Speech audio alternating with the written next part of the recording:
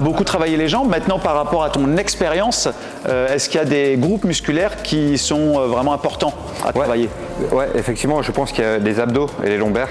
Quand on a le sac à dos, quand on monte, quand on descend, tout ça, je pense que ça reste un groupe musculaire super important. Ok. Et surtout pour la partie multi-activité aussi. Ok, parfait. Et quand tu es en maillot de bain, peut-être sur la plage. Ouais, c'est ça, exactement. Ouais. Quand on arrive au petit lac et tout, quand on est en maillot de bain, je vois le genre. Faut avoir le summer body, c'est le minimum. Regarde, ce que je te propose pour les lombaires, allonge-toi sur le ventre. D'accord.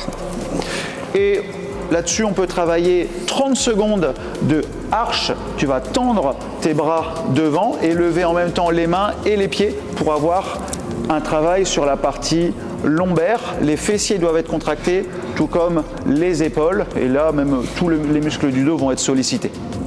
Ok, tu peux reposer, Matt, et puis te mettre maintenant dans l'autre sens, sur le dos.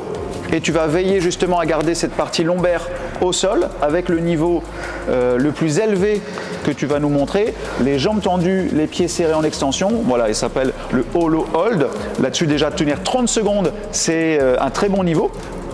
Les bras tendus vers l'arrière. Et là, il y a un gros travail sur le grand droit de l'abdomen.